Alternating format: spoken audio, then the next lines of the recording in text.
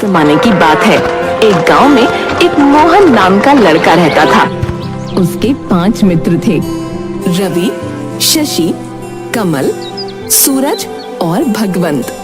वैसे तो वो पांचों ही उसके बहुत अच्छे मित्र थे, लेकिन पिछले कुछ समय से उसके मन में एक शंका चल रही थी, जिसके हल के लिए वो एक संत के पास पहुंचा। आपके चरणों में मेरा कोटि कोटि प्रणाम गुरुदेव। खुश रहो बालक, बताओ कैसे आना हुआ? मैं जानता हूँ ये अजीब बात है, पर मेरे 5 मित्र हैं। उन 5 में मेरा सच्चा मित्र कौन है, ये मुझे जानना है। नहीं, ये बिल्कुल अजीब नहीं है। इस उम्र में ये विचार आना बिल्कुल स्वाभाविक है। चलो मैं तुम्हें कुछ बिंदु बताता हूँ, जिससे तुम पता लगा सकते हो कि तुम्हारा सच्चा मित्र कौन है। वो संत मोहन को 5 बिंदु बताते हैं, जिससे वो अपने सच्चे मित्र का पता लगा सकता है। मोहन वापस आ जाता है और अपना काम शुरू करता है। उसने एक लड़के को बुलाया और उससे कहा कि वो उसके दोस्तों के बीच एक झूठ फैलाए। लड़के ने जाकर उन सब से कहा कि मोहन अपने पिता के पैसे चुराता है। रवि के सिवा सभी मित्र शशि, कमल, सूरज और भगवंत मोहन के पास आ गए और उससे पूछने लगे, मोहन, क्या ये सच है कि तुम अपने पापा के पैसे चुराते हो? बुरा मत मानना, लेकिन एक लड़के ने हम सबसे ऐसा कहा है। हम तुम्हारे बारे में गलत नहीं सोचना चाहते, इसलिए सीधे तुमसे पूछने चले आए। हाँ मोहन, बताओ ये झूठ है ना? हाँ, ऐसा कुछ नहीं है। ये जिसने भी कहा है सरासर झूठ है। मोहन ने देखा कि रवि नहीं आया है। उसने सोचा कि रवि ने बिना पूछे ही उसके खिलाफ कही गई बात को मान लिया। उसे लगा कि शायद रवि उसका सच्चा मित्र नहीं है, लेकिन उसे अभी अपने दोस्तों की और परीक्षा लेनी थी। एक दिन वो अपने 5 दोस्तों के साथ नदी के पास खेलने गया। उसे तैरना आता था, लेकिन वो उनकी परीक्षा लेने के लिए अचानक नदी में गिरकर डूबने का नाटक करने लगा। चलो, आज पता चलता है कि कौन मेरा सच्चा मित्र है। बचाओ, बचाओ! अरे मोहन तो डूब रहा है। हमें उसे बचाना होगा।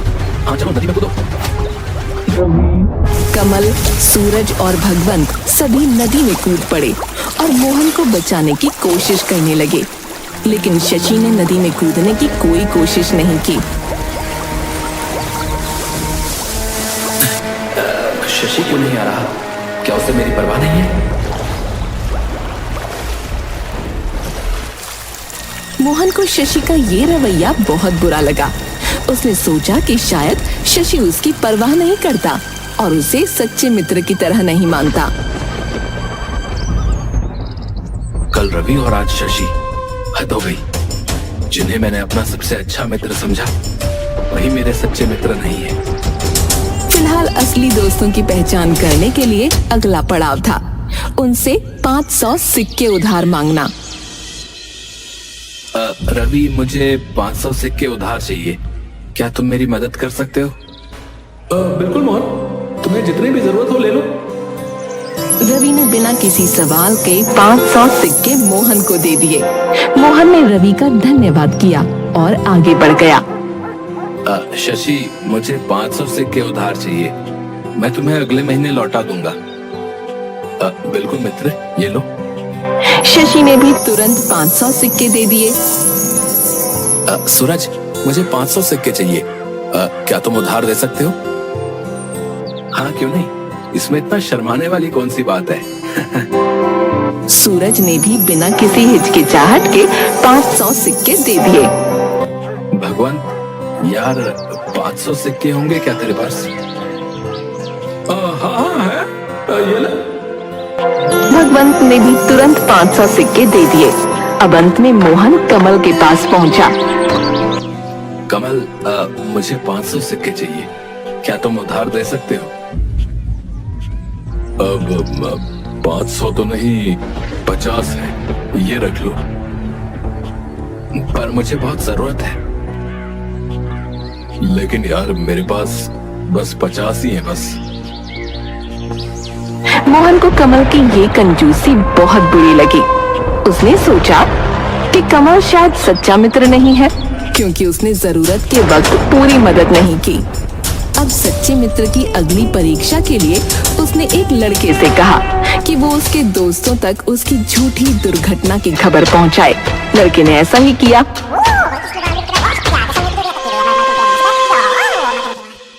मोहन क्या हुआ? तुम ठीक तो हो? हमने सुना कि तुम सीढ़ियों से गिर पड़े। कैसे हो तुम? तुम्हें कुछ ज्यादा चोट तो नहीं आई? भगवान करे तुम जल्दी ठीक हो जाओ यार। सूरज कहाँ है? क्या उसे मेरी हालत के बारे में नहीं पता चला? पता नहीं मोहन, हम भी सूरज को ढूंढ रहे थे, लेकिन वो कहीं नहीं मिला। मोहन को ये बहुत बुरा लगा कि सूरज उसकी इतनी गंभीर स्थिति में भी मिलने नहीं आया।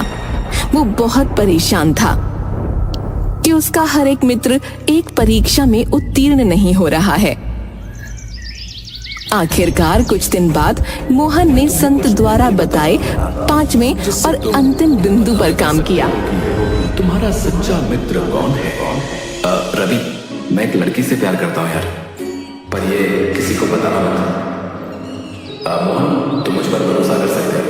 मैं किसी से कुछ नहीं कहूंगा। शशि, मैंने एक दुकान से कुछ सामान चुरा लिया यार। मुझे बहुत बुरा लग रहा है, पर ये किसी को बताना मत। तुम निश्चिंत रहो मोहन, मैं इसे किसी से नहीं कहूंगा। कमल, ये बात किसी को बताना मत। पर पता है, मैं ना रात को सोते हुए बिस्तर गीला कर देता हूँ। मुझे ये बीमारी है। मोहन, तुम मुझ पर भरोसा कर सकते हो। मैं किसी से कुछ नहीं कहूंगा, पर इसका इलाज करवाओ।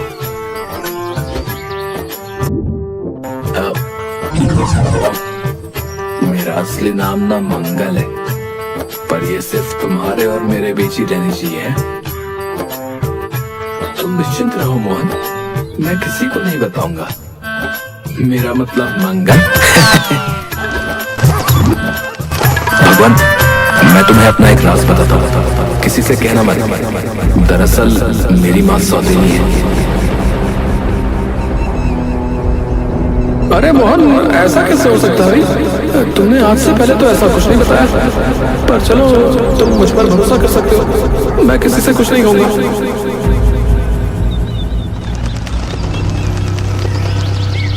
कुछ दिन बाद मोहन जब रास्ते से जा रहा था तो उसे एक लड़का मिला और वो बोला, क्या बात मोहन, सुना है तुम्हारी माँ सौतेली है?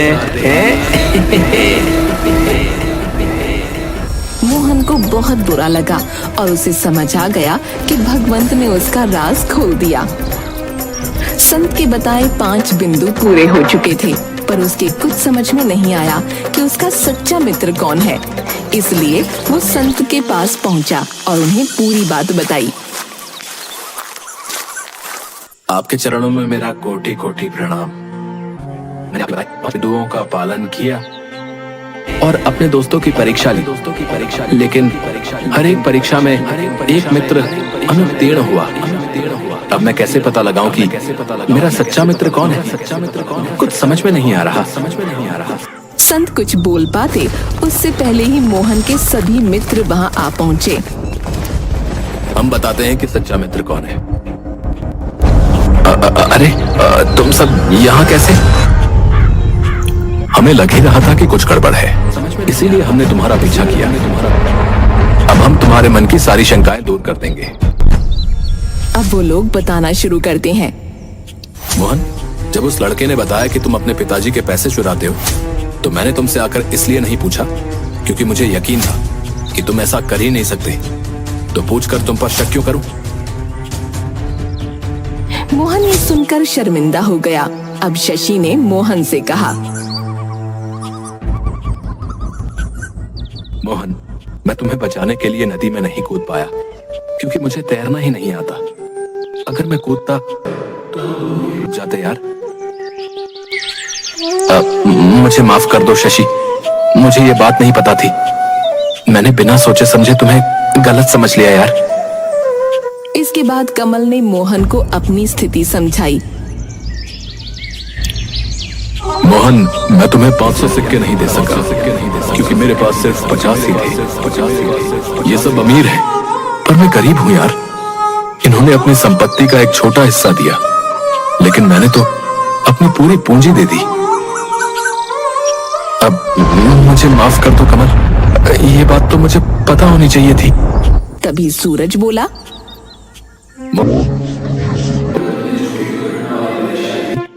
उसी समय मैं एक सच्ची दुर्घटना का शिकार हुआ था। एक सांड ने मेरे पेट में सींग मार दिया था। मैं कुछ दिन उठ नहीं पाया और इलाज के लिए मेरे माता पिता मुझे दूसरे गांव ले गए थे।